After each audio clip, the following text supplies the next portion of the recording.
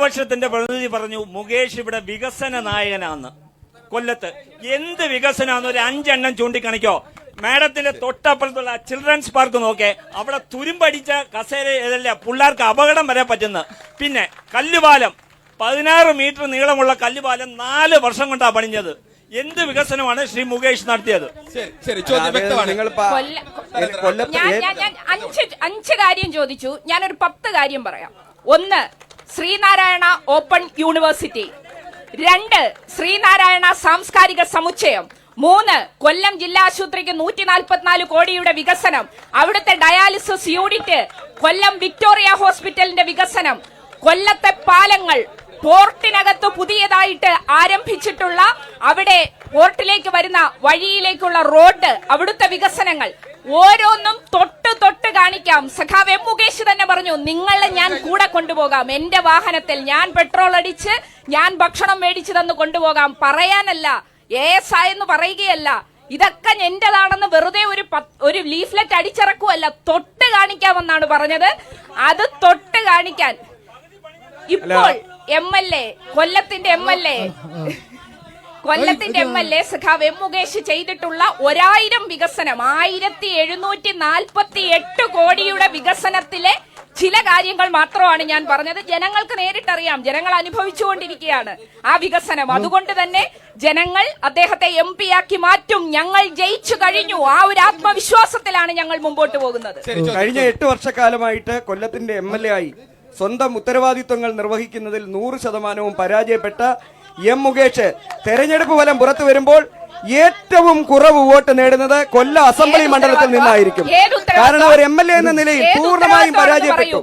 NK Premendran MP നടപ്പിലാക്കിയ വികസന പ്രവർത്തനങ്ങളെല്ലാം തൊട്ട് കാണിച്ചുകൊണ്ട് ഇത് മുകേഷിന്റേതാണെന്ന് തെരഞ്ഞെടുപ്പ് അടുത്തപ്പോൾ പറയുകയാണ്. ഇത് ഗൗളി ഉത്തരം താങ്ങിയതുപോലെയാണ്.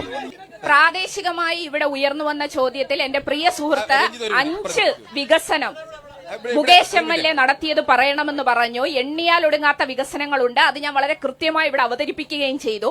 അപ്പോൾ കോൺഗ്രസിന്റെ പ്രതിനിധി ഒരു കാര്യം പറഞ്ഞു, ശ്രീ NK പ്രേമചന്ദ്രൻ ചെയ്യുന്ന കാര്യങ്ങളാണ് മുകേഷ് ഏറ്റെടുക്കുന്നത്. അതാരാ ഏറ്റെടുക്കുന്നതെന്നൊക്കെ ജനങ്ങൾക്കറിയാം. അപ്പൊ അതുകൊണ്ട് അദ്ദേഹത്തോട് വളരെ വിനയത്തോടു കൂടി ഒരു ചോദ്യം ചോദിക്കുന്നു. കയ്യിലിരിക്കുന്ന ആ ബുക്ക്ലെറ്റ് അദ്ദേഹത്തിന് ശ്രീ NK പ്രേമേന്ദ്രൻ അടിച്ചിറക്കിയ ഒരു ബുക്ക്ലെറ്റ് ഉണ്ട്. അതിനകത്തൊന്നും അദ്ദേഹം ചെയ്തിട്ടുള്ള വികസനമല്ല, അല്ലാത്ത കാര്യങ്ങളാണ്. അപ്പോൾ അദ്ദേഹം ഒരു 5 വികസനം ഏതൊക്കെയാണെന്ന് പോലും പറയാൻ കഴിയാത്ത വിധത്തിലേക്ക് അദ്ദേഹം ആ കാര്യത്തെ വളച്ചൊടിച്ചുകൊണ്ട് പറയുന്ന ഒരു സ്ഥിതിയാണ് നമുക്ക് കാണാൻ കഴിയുന്നത്.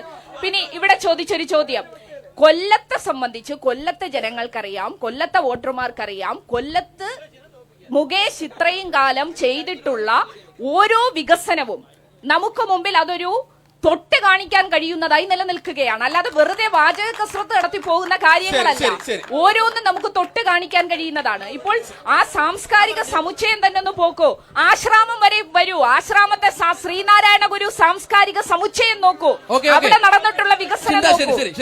അങ്ങനെ ഓരോ മേഖലയിലും ഞങ്ങൾക്ക് കൃത്യമായി പറയാനുണ്ട്. ബസ് സ്റ്റേഷന്റെ വികസനം, ബസ് സ്റ്റേഷന്റെ കാര്യത്തിനകത്ത് ചേട്ടാ ഞാനൊന്ന് പറയട്ടെ.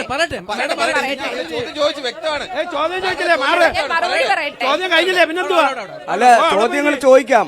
രാഹുൽ ഗാന്ധി പറയുന്നത് പോലെ ചോദ്യങ്ങൾ ചോദിച്ചുകൊണ്ടേയിരിക്കാം. നിങ്ങൾ അതിനെ തടസ്സം ചെയ്യരുത്. കാരണം